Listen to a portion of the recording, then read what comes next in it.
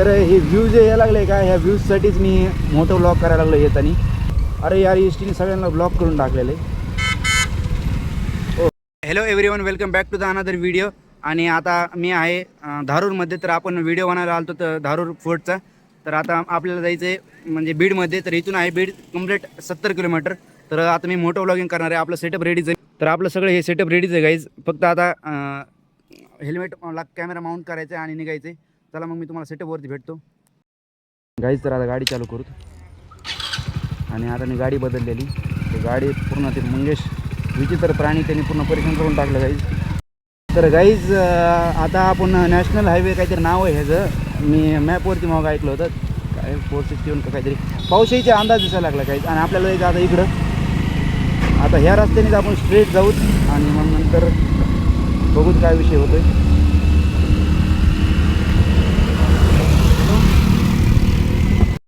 तर मी मोबाईल का माउंट केला आहे की मला हे घाटाचे तुम्हाला व्ह्यूज दाखवायचे आहेत भारी. आपल्याला जायचे 70 किलोमीटर. आणि हे घाट, मला हे घाट खूप जास्त आवडलं आहे गाईज. कारण की तुम्हाला पुढं गेलं मिळत लागेल. आता इथून हे सुरू झालं आहे ॲक्च्युलीमध्ये. तर आमचा जे पार्टनर होता ते खूप पुढं गेला आहे. त्याला वाटायला लागले की काय विषय. तर हे व्ह्यूज यायला लागले का, ह्या व्ह्यूजसाठीच मी मोठं ब्लॉग करायला लागलो येतानी. आपण इकडं चालतो आणि साईडला जेवढं मोठं एक दरीसारखी दरी, मोठी दरी. तर त्याच्यामध्ये गाडी जावं नाही असं माझी.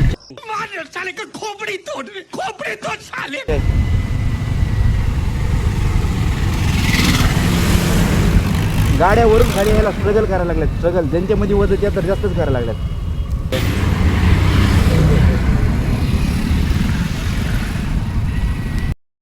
पुढची गाडी नाही का, त्याच्यावरचं जे मागचा माणूस बघत असेल म्हणजे यार काय विषय, हा मोबाईल का लावलेला आहे हेल्मेटला. ਹੱਸਦੇ ਚਿਹਰਿਆਂ ਦਾ ਮਤਲਬ ਇਹ ਨਹੀਂ ਹੁੰਦਾ ਕਿ ਉਹਨਾਂ ਨੂੰ ਕਦੇ ਕੋਈ ਤਕਲੀਫ ਨਹੀਂ ਹੁੰਦੀ. ਉਹਦਾ ਮਤਲਬ ਇਹ ਹੁੰਦਾ ਕਿ ਇਹਨਾਂ ਨੂੰ ਤਕਲੀਫਾਂ ਨਾਲ ਡੀਲ ਕਰਨਾ ਹੁੰਦਾ. बिल्कुल सही. आणि मंगेश तिथून ओव्हरटेकिंगची प्रॅक्टिस करायला लागला. पण मागून एक स्कॉर्पिओ आलेली म्हणून त्याला पण ओव्हरटेक करता येई नाही.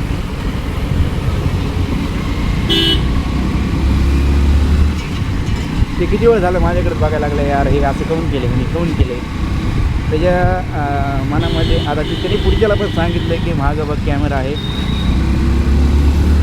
त्याला वाटेल मी ओव्हरटेक करेन, मला वाटेल ते ओव्हरटेक करेन. पण हे टिप्परला ओव्हरटेक करणं जरा कठीण आहे. पण आपण करूच त्याला. रुको जरा, सबर करू. तर अशा जेव्हा तुम्हाला पुढचं काही दिसत नसते तेव्हा कधीच टर्न घ्यायचा नाही. कारण की ते खूप चुकीचा टर्न आहे, काही पण होऊ शकतं. म्हणून जेव्हा पुढचा अंदाज लागेल तेव्हा टर्न घ्यायला पाहिजे. नाहीतर मग सावधगिरीमध्ये टर्न घ्यायला पाहिजे. ब्लाइंड स्पॉटपासून खूप जास्त वाचायला पाहिजे ड्रायव्हिंगच्या टायमिंगला. तर रस्ता हळूहळू वाईड व्हायला लागला आहे आणि आपल्याला ह्याला ओव्हरटेक करायचे. पण विषय असा आहे की ह्या गाडीला नाही आहे साईड मिरर्स. तर त्याच्यामुळं आपल्याला जरा मागच्या गाडीचा अंदाज बघून घ्यायला.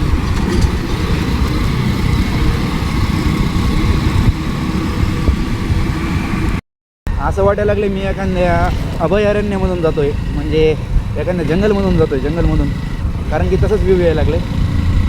फक्त इथं जास्त गर्दी म्हणजे ट्रॅफिक आहे, कारण की रस्ता खूप बारीक आहे हा. आणि माझ्या साईडलाच बघू शकता एक पॉन्ड आहे छोटं, म्हणजे पाण्याचं. आणि ते जे झाडं आहेत उगलेले ते दिसायला लागलेत. काही छोटे बच्चे मासे पकडायला लागलेत आणि इथंच ते मासे विकत असतील. आणि हे तळं असं सरळ जातं आहे, काही जण तिथपर्यंत जातं आहे. अरे अच्छा लागला आहे तुम्ही पण.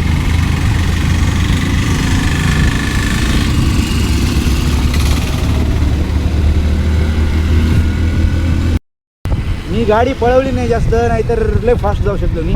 आणि आता घाट मला वाटतंय फायनली संपत आलेलं आहे गाईज. आणि आता आपल्याला त्या खराब भंगार रस्त्याने जायचंच नाही. त्यांनी माझी इतकी बेजारी निघली.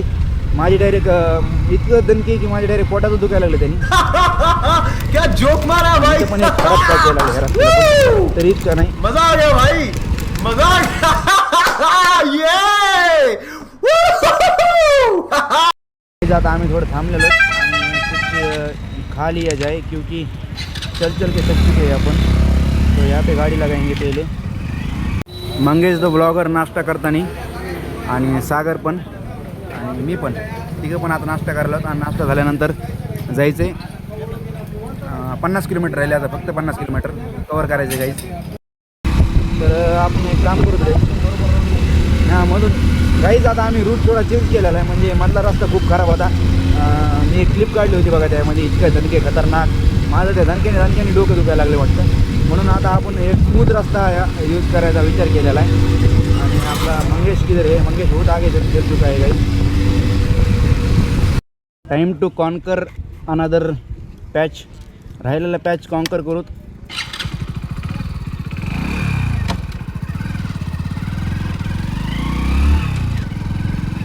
आता इथून येईन आपल्याला गाव वडवणी, आणि वडवणी नंतर तर माहिती आहे सगळ्यांना बीड बीड बीड, वडवणी नंतर तर बीड येईन.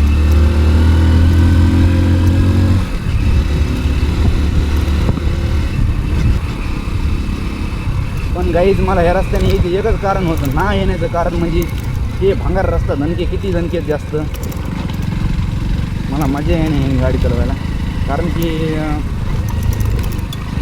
यू कांट मॅनेज स्पीड, मला स्पीड मॅनेज करता येणे.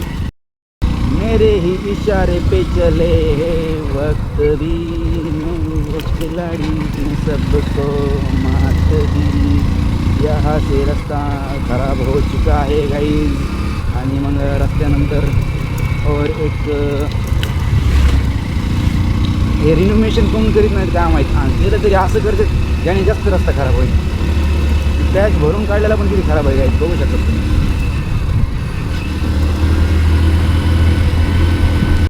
गाइस देख सकते हैं आप कितने बड़े बड़े दणके हैं यहाँ पे, और ऐसी रस्तों से रस्ते बनाता ही कौन है, नसलेला चांगला आहे ह्यापेक्षा रस्ता. काय माहीत आता ह्या रस्त्याने किती किलोमीटर जायचे आपल्याला. माझ्याकडे पाहिजे होती ॲडव्हेंचर बाईक असते ना मग ताण नव्हता. ॲडव्हेंचर बाईकला मी कसं पण मॅनेज केलं असतं, कारण की त्याच्यावर दणके जास्त नाहीत एफेक्ट करेल. पण ह्याच्यावर तर काय सांगू मी तुम्हाला, खतरनाक. तरी पण मला काय नाही, पिलियनला जास्त बसतो, पिलियनला, रायडरला नाही बसत पण पिलियनला जास्त बसतो.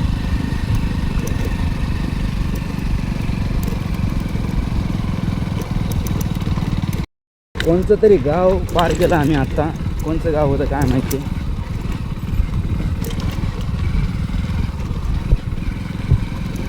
इतकी सोपी वाटते काही इतकी नाही आहे मोटो व्लॉगिंग सोपी, हे तर मला कळलं आहे. आणि इकडे एक मंदिर आहे, नदी. मी हे मॅपवरती बघितलं होतं की आपल्याला कोणत्यातरी मंदिराच्या साईडने जायचं आहे आणि नदीतून जायचं म्हणलं होतं, आणि ते आलंच बरोबर. याचा अर्थ मला सगळे रस्ते सगळे माहिती, सगळे. मंगेश गाईज, ह्या मंगेशचा व्लॉगर जातानी